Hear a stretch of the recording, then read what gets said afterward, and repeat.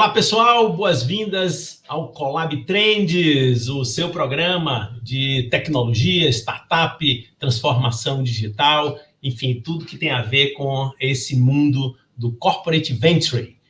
Eu sou Cláudio Cardoso, hoje eu vou conduzir uma entrevista com Patrícia Soares, que é CEO da Presto. A Presto é uma fintech especializada em facilitar o acesso de pessoas com mais de 60 anos ao crédito consignado.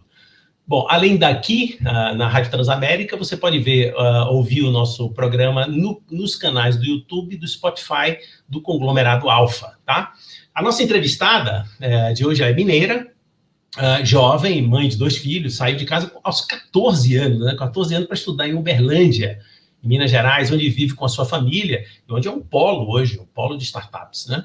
Ela é uma empreendedora nata, ela nunca quis seguir uma carreira, digamos, tradicional de emprego, de estabilidade financeira, sempre foi para o risco do empreendedorismo, né? Ela tem 2 formações acadêmicas, em cinema e publicidade e propaganda, e ela atua no mercado de crédito consignado há 20 anos. Patrícia, nossas boas-vindas. Oi, Cláudio. Muito obrigado. Imagina, é uma honra participar do programa, eu que agradeço, muito obrigada.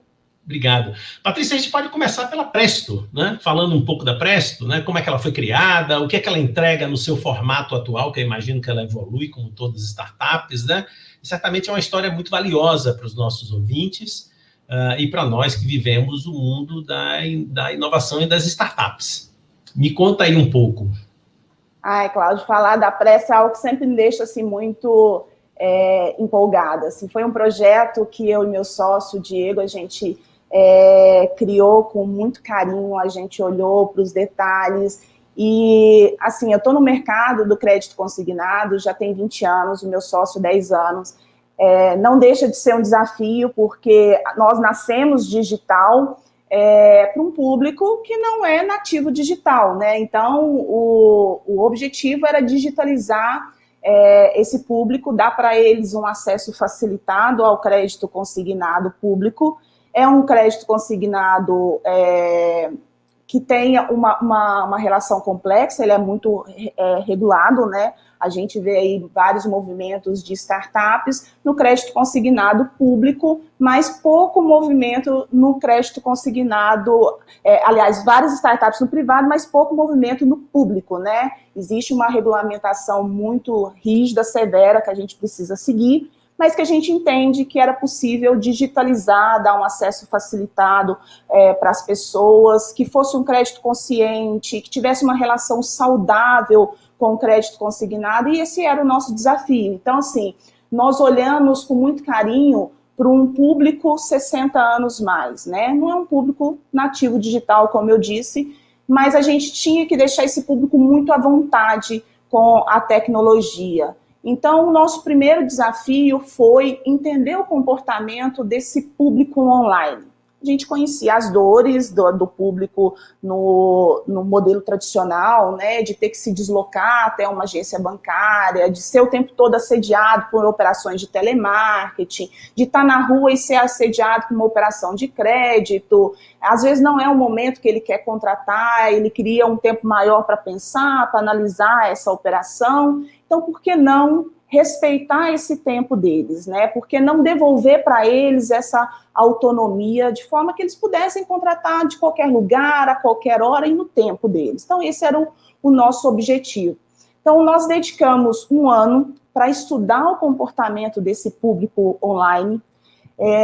Nós não queríamos construir algo para que eles pudessem usar, nós queríamos construir algo com eles, para que eles pudessem usar, mas com eles, né? Então, a gente entendia que, assim, a gente errava menos, e entregaria a melhor solução, né? Com o melhor design, com uma jornada e uma experiência que realmente atendesse as expectativas. Então, nós nos dedicamos durante 1 ano a vários protótipos, e aí a gente testou com pessoas reais esse protótipo, fomos numa loja física e testamos no mobile, no computador, no tablet, Então, a gente entendia que se uma pessoa que foi fisicamente contratar uma operação de crédito, se a gente conseguisse levar ela para o universo digital, entender a necessidade dela, que são muito específicas, né, para esse público, a gente então conseguiria, de uma forma muito leve, fazer essa inclusão digital. Então, junto com eles, a gente foi testando todos os nossos protótipos, voltava para dentro de casa com o dever, voltava de novo para a loja, testava novamente com eles, até que a gente entendeu que, ok, estava ali algo que a gente já poderia, então, colocar no ar e entregar para que o usuário pudesse usar. Então, nós lançamos a plataforma em 2018 e já 2 anos depois, a gente agora recentemente lançou o nosso aplicativo também de uma forma estratégica, porque a gente queria, então, coletar dados com esse usuário, de como que seria o aparelho que ele ia instalar, né? E então a gente colocar um aplicativo que ele pudesse usar e interagir. Então, o objetivo era que ele tivesse, de fato, uma relação muito saudável, que ele contratasse um crédito muito consciente. Nós olhamos para cada detalhe da plataforma. Então, nós olhamos para as cores, para as fontes, né, o tamanho dos botões, a linguagem.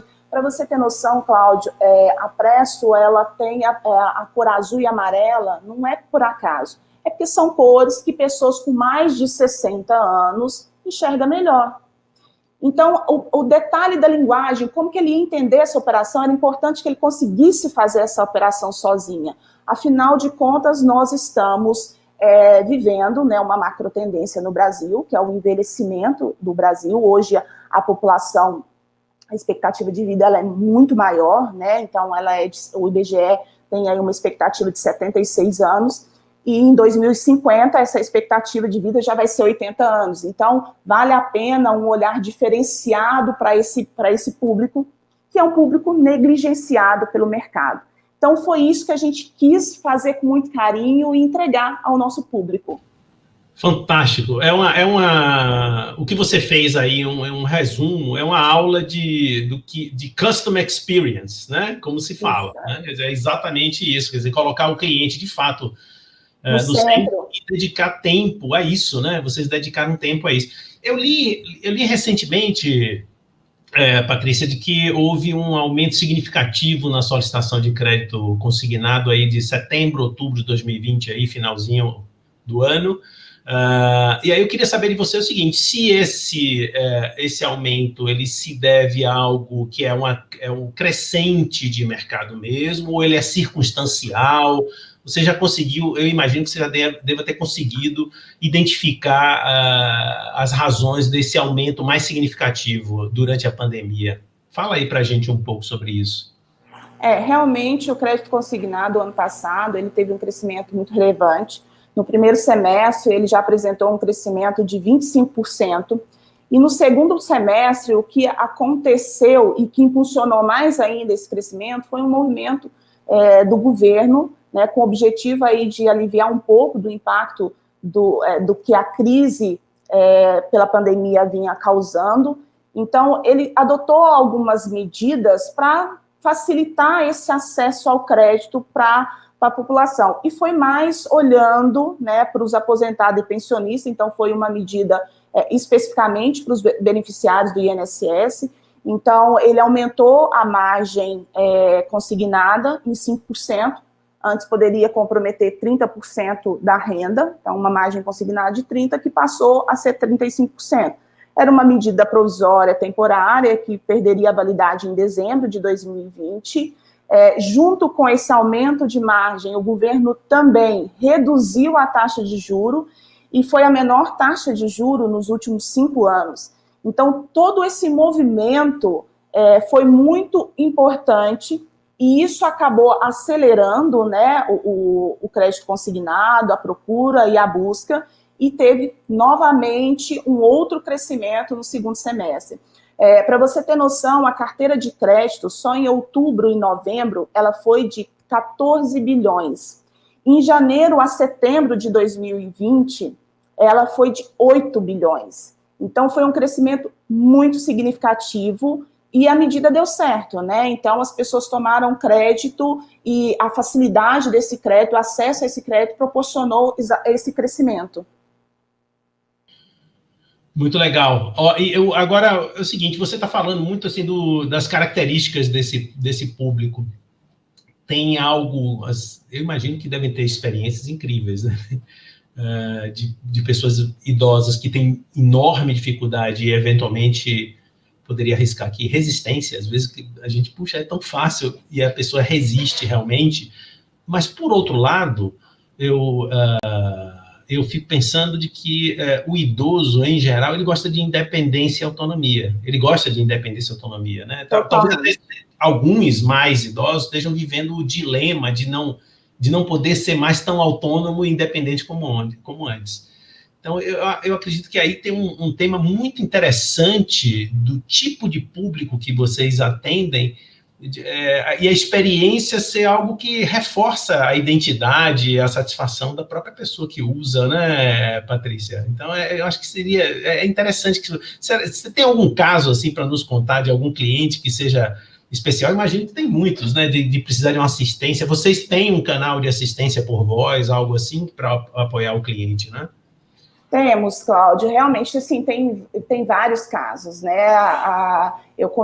Quando eu comecei minha carreira, eu comecei atendendo o público mesmo, no balcão. Na época, eu lembro, não tinha nem computador, a gente usava máquina datilográfica, era fax. Hoje a gente fala de fax, as pessoas não sabem o que é fax, né? Então, assim, vendo a evolução desse público e onde a gente chegou hoje, e esse contato que a gente tem com esse mesmo público que a gente tinha presencialmente, hoje a gente tem virtualmente, é uma experiência diferente. É um público, claro, ele quer independência total, ninguém quer envelhecer dependendo de amigo, de família, né, de vizinho, então quer essa independência, ter o controle da vida, né, do dia a dia ali, das coisas, dos afazeres do dia a dia. Isso é muito importante para essa faixa etária. E a gente preocupou muito com isso, apesar de digitalizar uma operação de crédito, a gente não queria deixar esse contato humano, esse calor humano de lado. Então, a gente tem um contato muito próximo com os nossos clientes, a gente conversa com eles, inclusive, por vídeo, a gente fala com eles para desejar um bom final de semana, para desejar um feliz aniversário. No Natal agora todo o time se reuniu para escrever um monte de cartinha de Natal e com foto do time para que eles pudessem nos conhecer e ver o quão próximo a gente quer estar com eles. É digital, mas nem por isso precisa ser tão distante, né? E a gente viu assim várias situações de necessidade, teve cliente pedindo cesta básica, a gente se desdobrando ali, gente, vamos mandar uma cesta básica de Natal. Então a gente tem também essa preocupação com esse público. Então isso tudo mostra o tanto que a gente está muito próximo com ele. É uma operação de crédito, mas tem que ser um crédito sadio, tem que ser um crédito consciente e dá para ele essa autonomia, essa independência. Muito legal, muito legal. Eu queria mudar aqui um pouquinho a direção do nosso papo, falar do mundo de startup, tá? Do mundo do empreendedorismo, né? Você é uma mulher que se destaca, você é muito admirada, né, Patrícia, no ambiente, no ecossistema de startups e de inovação. Eu queria que você falasse um pouco do negócio propriamente dito, né? Os seus desafios, captação de investimento no começo, como é que vocês fizeram a Presto com recursos próprios, se vocês têm algum sócio financeiro, algum tipo de série de investimento, anjo, enfim, conversa aí um pouquinho com a gente sobre isso. Fala um pouquinho da sua startup, né? Que agora já está numa fase de scale-up mesmo, né? De tração e escalagem, né? Cláudio, isso é interessante. Quando a gente começou, né, acho que como qualquer startup, a questão financeira ela é sempre uma preocupação, né, e sempre um desafio. Então, assim, a gente começou com capital próprio e na época eu hipotequei minha casa, era a forma de levantar dinheiro, o meu sócio vendeu o carro, era aquilo ali que a gente tinha, que a gente pudesse dar o primeiro passo. E foi assim que a gente começou, né? Desenvolvemos a nossa solução, a nossa primeira versão.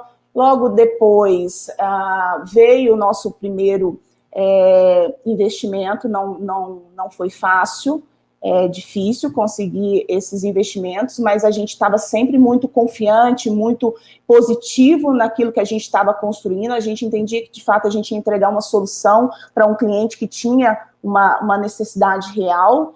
E aí, a partir disso, as coisas começaram a deslanchar. Não é fácil até hoje. A gente recentemente está passando por uma nova rodada de investimento. A minha posição como mulher, a gente é testado o tempo todo, né? E já participei de reuniões e já ouvi em reuniões, às vezes, as pessoas dizerem que não ia ser fácil conseguir uma captação, porque o mercado financeiro é um mercado muito masculino, e por ter uma mulher CEO na frente, isso poderia ser um dificultador, mas também já ouvi muita coisa positiva do outro lado, né? Que ter uma CEO mulher era muito legal, muito interessante, porque a gente tem esse lado muito sensível de ver o usuário, o lado humano. Então, é um desafio constante. A startup busca sempre esse crescimento, e a gente, de fato, está agora na parte de crescer, de buscar o nosso lado exponencial.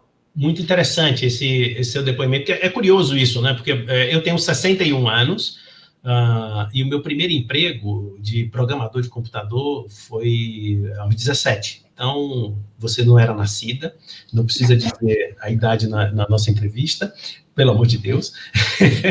Mas engraçado, porque o meu primeiro chefe era uma mulher, em 1977. Então, eu talvez tenha tido o privilégio e a sorte de ter ingressado numa profissão em que essa questão ela não era tão dramática quanto em outras profissões, né? Assim, no curso de engenharia eu tinha 2 colegas, 48 homens e 2 moças, era totalmente diferente. E é muito interessante que você traga essa visão da sensibilidade. Eu acho que, de fato, isso ocorre, né? Essa preocupação, e que você veio desde antes com essa experiência de atender cliente, e talvez isso tenha sido, de fato, uma vantagem competitiva, né? Uma vantagem competitiva.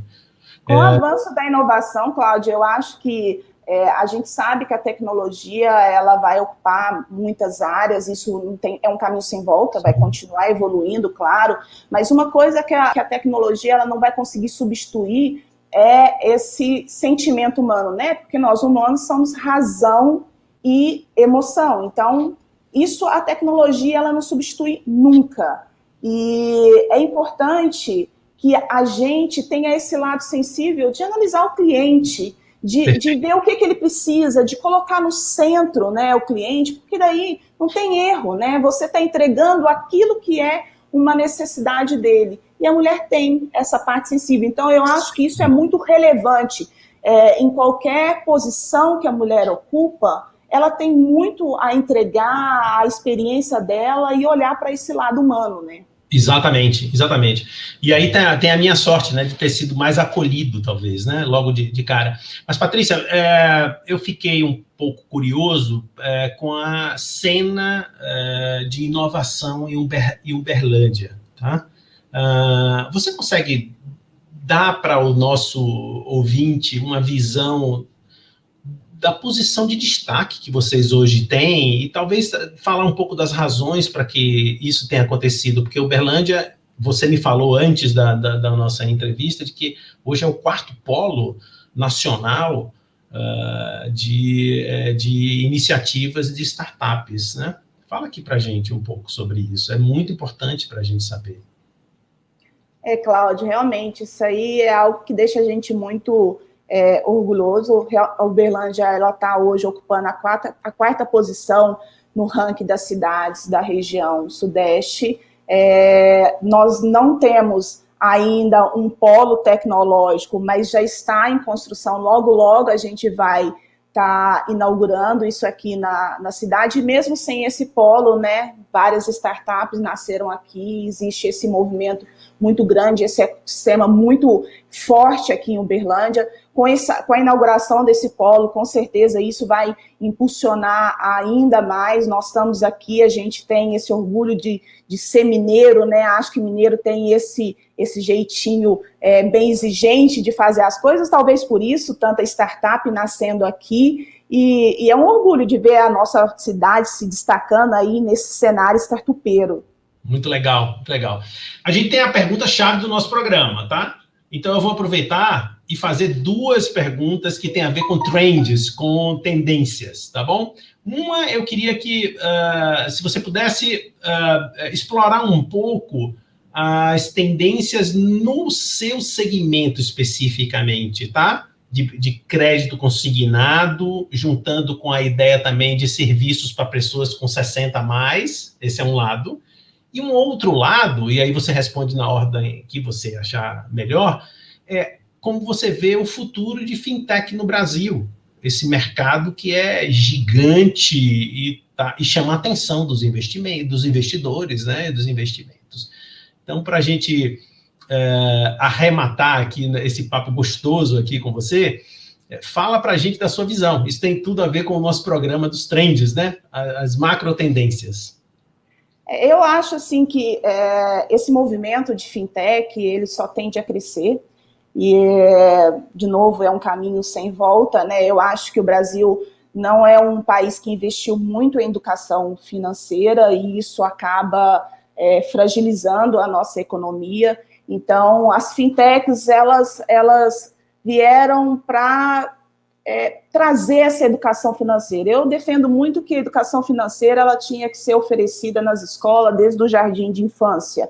A gente tem aí um grande tempo para recuperar. Então, as fintechs elas têm esse movimento de educação financeira, de desburocratizar esse crédito, né, de ter serviços gratuitos e sem limite de dia, de horário. Um resultado disso aí que a gente já viu de movimento é o Pix, e aí vem atrás das fintechs também um movimento do banco, né? Então, o Pix é um serviço gratuito, instantâneo. Até pouco tempo eu fiz uma TED e paguei R$23 numa TED, você vê, é uma tarifa muito, muito, muito cara. E daí vem um Pix e é totalmente gratuito. Então, não tem como isso regredir. Então, isso vai crescer, isso é bom para o cenário brasileiro, isso é bom para a economia, isso é bom para os brasileiros. E uma macro tendência que a gente vê é exatamente o envelhecimento da população. Então, eu acho que as empresas brasileiras precisam olhar para esse nicho, né? A gente vê que 1 a cada 3 idosos sente falta de uma solução tecnológica voltada para ele. Hoje nós falamos de 28 milhões de idosos. Em 2060, já serão 58 milhões. Vai representar quase 30% da população, né? O Brasil está envelhecendo, as pessoas estão vivendo mais tempo, então vale a pena fazer aí produtos e serviços sob medida e olhar para esse nicho, para esse mercado que está crescente aí e que tem essa necessidade de produtos e serviços e soluções específicas para ele. Fantástico, viu? Nossa, 58 milhões, estou chutando aqui, não tenho certeza, eu acho que é quase que a população inteira do Reino Unido, deve ser por aí, uns 60 milhões, quer dizer, é um mercado espetacular. Gigante. Espetacular, Patrícia, e você, com a sua sensibilidade, você e seus sócios, seu sócio, né, tiveram uma perspicácia fantástica e trabalharam duro para chegar no ponto que vocês estão. Vocês merecem não só o nosso reconhecimento, o nosso carinho e os nossos parabéns. Dá orgulho de conversar com você, Patrícia. Parabéns. Obrigada pelo convite, Cláudio. Foi um prazer aqui, esse bate-papo gostoso com você.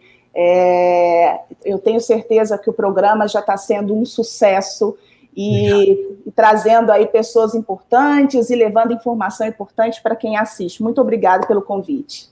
Legal, Patrícia. Muito obrigado. Lembrando que as nossas entrevistas estão disponíveis não apenas aqui na Rádio Transamérica, mas também nos canais do YouTube e do Spotify do Conglomerado Alfa. Vão lá, se inscrevam e ativem o sininho no YouTube. Não esqueça de dar seu like. Até o próximo Colab Trends.